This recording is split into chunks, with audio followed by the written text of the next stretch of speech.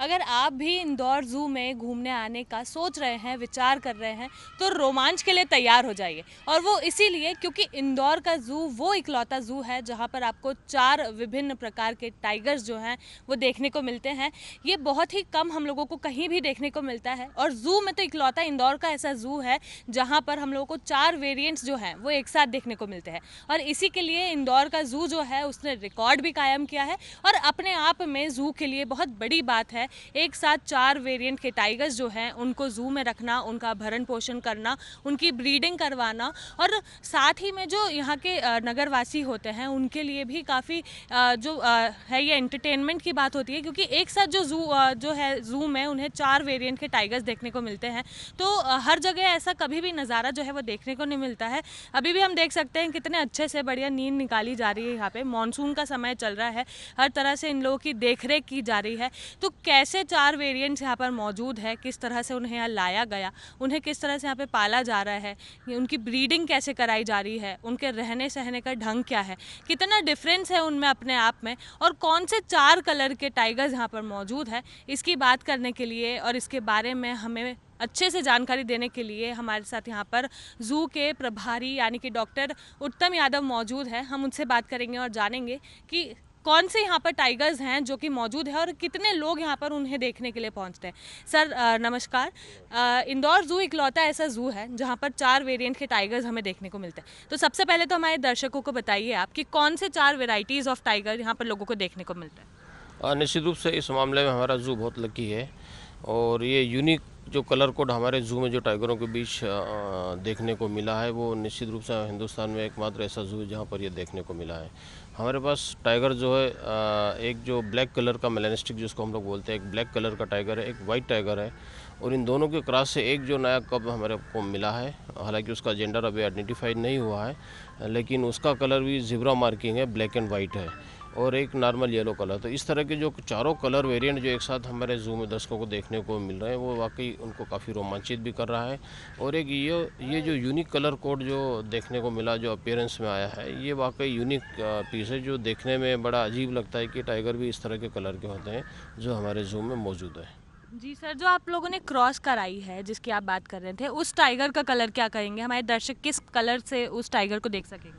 देखिए, आमतौर पर जो टाइगर रहता है उसके जो कलर कोड जो रहता है वो नॉर्मली येलो और चॉकलेट कलर की उसके ऊपर धारियाँ रहती है। ये जो चॉकलेट कलर की जो धारियाँ रहती है, ये जो मेलानिस्टिक जो टाइगर होता है उसमें ये कलर कोड जो थोड़ा सा डेंस हो जाती है, पट्टियाँ और ब्लैक कलर की होती है। तो ये डेंस होने के कारण उसका ब्लैक कलर अपीयर होता है और चूँकि जो पट्टियाँ रहती है, जो धारियाँ रहती है, उनका कलर ब्लैक हो जाता है तो और भी ज़्यादा डार्क नोटिस में आता है। तो इस तरह से लगता है कि ये ब्लैक कलर का टाइगर है, हालांकि उसका जो पट्टियाँ भी रहती है वो भी ब्लैक कलर की रहती है उसमें। इस तरह के जो टाइगर जो कलर लेके आता है उसको हम लोग मेलानिस्टिक टाइगर बोलते हैं, जो मेलानिन की कमी के कारण इस तरह का कलर अपीयरेंस होता है। तो ये एक यूनिक कलर कोड है जो बहुत कम जूज़ में इस तरह का ब्लैक टाइगर देखने को मिलते हैं, मेलानिस्टिक टाइगर देखने को मिलता है। ये केवल एक नंदन कानन में अवेलेबल है और एक दूसरा हमारे इंदौर जू में अवेलेबल है। जी सर, नंदन कानन में अगर हम ब्लैक टाइगर की बात करें तो क्या वहाँ पर भी इसी तरह से ब्रीडिंग कराई गई थी जिसके बाद वहाँ पर टाइगर देखने को मिला था? नहीं, वहाँ पर उन्होंने ये ब्रीड मीटिंग नहीं कराया था ब्लैक एंड वाइट के बीच। हो सकता है शायद उनके पास वाइट टाइगर ना हो, चूँकि हमारे पास ये colour already available white colour available था, तो उसके साथ हम लोगों ने पेयरिंग किया था और पेयरिंग कराना इसलिए भी ज़रूरी था कि जो हमारा ग्रुप था ऑलरेडी वो सारे जो पेडिग्री जिसकी सारी हम लोगों ने मेंटेन करके रखी हुई, तो इन ब्रीडिंग से बचने के लिए, इन ब्रीडिंग को अवॉइड करने के लिए ये करना भी ज़रूरी होता है। इसलिए हम लोगों ने ब्लैक एंड वाइट का जो पेयरिंग किया और फिर इस तरह का कलर कोड जो ज़ेब्रा मार्किंग जिसको बोलते हैं उस तरह का कलर नए कप्स में आया है। जी सर, अगर हम बात करें तो चारों टाइगर्स को आपको ज़ू में लाने में और उनको यहाँ पर संभालने में, पालन करने में कितना समय लगा? मतलब कहने का ये है कि एक समय ऐसा आया होगा कि हाँ, अब चारों टाइगर्स हमारे पास मौजूद है। तो किस तरह से इसकी प्रक्रिया की गई थी? देखिए 2 साल पहले हम लोग 2 ढाई साल पहले हम लोग नंदन कानन से एक पेयर लेके आए थे, वहाँ से एक मेलानिस्टिक टाइगर लेके आए थे और उसी के बाद से हम लोगों ने ये जो प्रयास किए थे और इनको एक अलग सेपरेट एनक्लोजर में रखा। उसी तरह से जो एनरिचमेंट एनक्लोजर का होता वो हम लोगों ने किया। प्रॉपर इसकी डाइट हम लोगों ने बैलेंस डाइट रखी और उसके बाद फिर एक अच्छा एटमॉस्फेयर दिया, तब जाके कहीं इनमें ब्रीडिंग हुआ और ब्रीडिंग होने के बाद इस तरह का कलर कोड सामने आया। क्योंकि पहले भी ये जो रागिनी नाम की जो वाइट टाइग्रेस है, ये पहले भी एक बार इसने ब्रीड किया था जू में ही, लेकिन अनफॉर्चुनेटली इसके कब्स दो सर्वाइव नहीं किए थे। 11 साल बाद इंदौर जू में पहली बार वो माँ बनी थी। तो पहली बार जब इस तरह का बर्थ होता है तो कई बार स्टिल बर्थ भी होती है और कई बार बच्चों की जो वीक रहते हैं तो उनकी डेथ भी हो जाती है। लेकिन इस बार हम लोगों को सक्सेस मिली है और दोनों कप्स, एक येलो कलर का नॉर्मल कलर में है और दूसरा ब्लैक में एंड वाइट कलर का जो झिबरा मार्की देती है उस तरह का कलर है। तो अगर हम जाने सर, तो कितने सालों से लोगों को ये दृश्य देखने को मिल रहा है?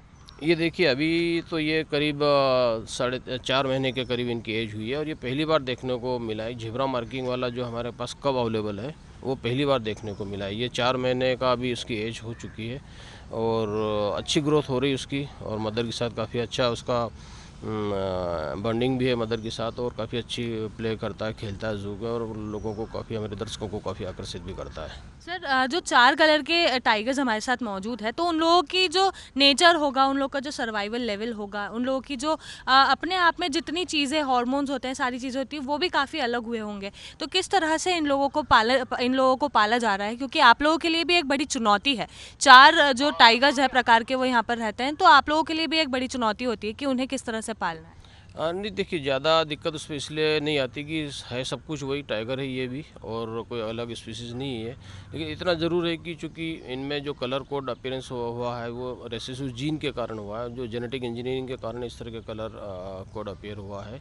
तो इसमें कोई ऐसे कोई डिफ़ॉल्ट वाली बात नहीं है कि कोई ऐसे कोई और शारीरिक तकलीफ या शारीरिक कमी के कारण या कुछ इस तरह के ये सब जो कुछ होता है सब मेलेनिन के कारण होता है और ये उसी के कारण इस तरह का कलर कोड अपीयरेंस में आते हैं। सर, क्या आप लोग आगे भी इस तरह की किसी काइंड ऑफ ब्रीडिंग के बारे में सोच रहे हैं? क्योंकि इंदौर जू से लोगों की एक्सपेक्टेशंस जो है वो धीरे धीरे बढ़ती जा रही है, क्योंकि कई प्रकार के जानवर जो है उन्हें यहाँ लाया जाता है, उनका पालन किया जाता है। अभी कुछ समय पहले भी हमने देखा था कि पाइथन आया था, उसके बाद बर्ड्स आई थी और भी जो कॉटन कैप मंकी थे वो भी आए थे। उसके बाद अगर हम देखें तो इंदौर का जो जू है वो हर बार लोगों को आकर्षक करने में अपना जो रहता है वो हमेशा आगे रखता है। इंदौर हमेशा आगे रहता है। तो क्या इस टाइप की और भी कोई आप लोग ब्रीडिंग सोच रहे हैं?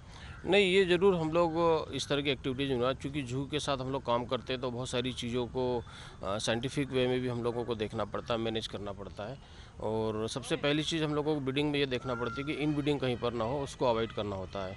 उसके साथ ही साथ हम लोगों को उनकी प्रॉपर डाइट, एनरिचमेंट और ये सब एनक्लोजरों के अंदर जो हम लोग एनरिचमेंट करते हैं वो सब सारी चीज़ें, ताकि एक कंफर्ट जोन एनिमल को मिले और कंफर्ट जोन मिलने के बाद जब हम लोग प्रॉपर बैलेंस डाइट देते हैं, प्रॉपर मेडिकेशन होता है, प्रॉपर वैक्सीनेशन होता है, डिवर्मिंग अगर उनका टाइमली होता है तो निश्चित रूप से हेल्थ वाइज वो बड़े फिट रहते हैं और फिट रहने के बाद फिर इस तरह के रिजल्ट सामने आते हैं जब एनिमल ब्रीड करने लगता है। और किसी भी जू की सफलता का रास्ता उसमें वही है कि उसका एनिमल ब्रीड कर रहा है और हमारे जू की ब्यूटी है कि हमारे यहाँ का हर एनिमल ब्रीड कर रहा है और नंबर लगातार, उनकी संख्या भी लगातार बढ़ती जा रही।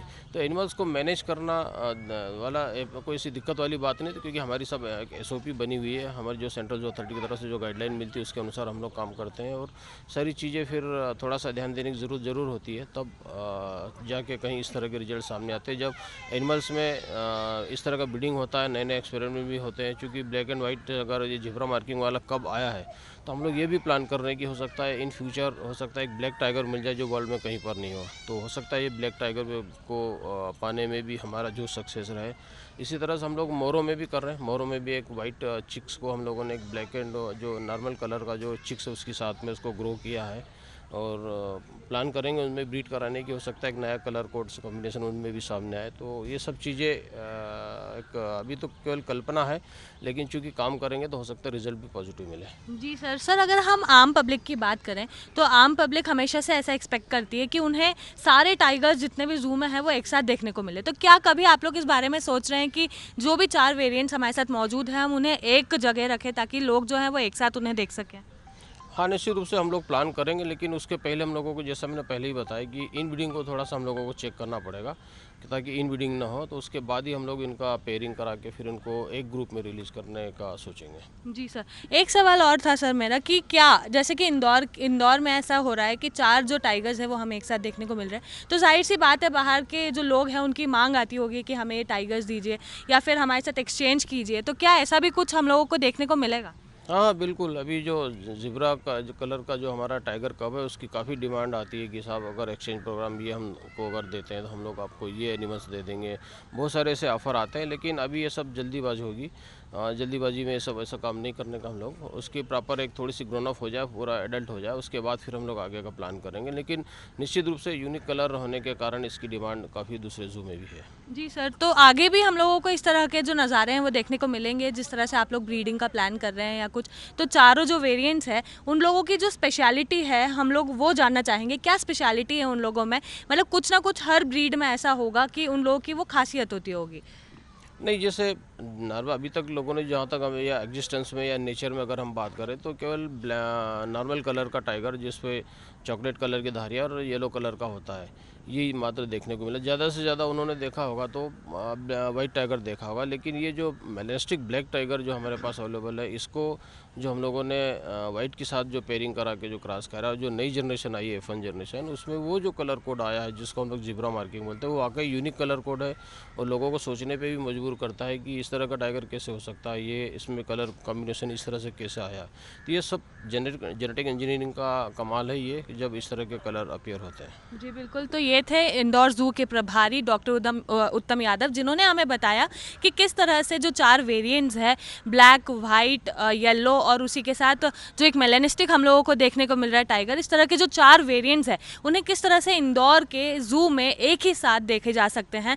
देश के लिए बहुत ही बड़ी बात है, इंदौर के लिए सबसे बड़ी बात है, क्योंकि इंदौर जो है अपने आप को आगे रखने में कहीं भी पीछे नहीं रखता है और ज़ू ने भी उनका साथ जो है वो पूरी तरह से निभाया है, क्योंकि इंदौर ज़ू इकलौता ऐसा ज़ू है जहाँ पर 4 वेरिएंट्स के टाइगर्स जो हैं वो एक साथ देखने को मिलते हैं। बचपन में हमें लगता था कि केवल येलो टाइगर होते हैं जो हम लोग देख सकते हैं, लेकिन इंदौर ने उस कल्पना को जो है वो झूठा ठहराया है, गलत ठहराया है और इंदौर ज़ू ने ये साबित करके दिखाया कि एक से ज़्यादा भी टाइगर्स होते हैं, क्योंकि एक ही छत के नीचे हमें 4 अलग अलग प्रकार के टाइगर्स जो हैं वो देखने को मिल रहे हैं। साथ ही हमें डॉक्टर उत्तम ने बताया कि किस तरह से आगे भी वो लोग ब्रीडिंग की प्लान कर रहे हैं और मोर में भी ब्रीडिंग की प्लान कर रहे हैं, तो जाहिर सी बात है इंदौर में एक बार फिर कुछ हमें नया देखने को मिल सकता है और आशा करेंगे ये जो प्लानिंग हो रही है वो हमेशा सक्सेसफुल रहे और इंदौर ऐसे ही आगे बढ़ता रहे। कैमरा पर्सन संतोष जाटवंत के साथ मैं निहारिका शर्मा, IBC 24 इंदौर।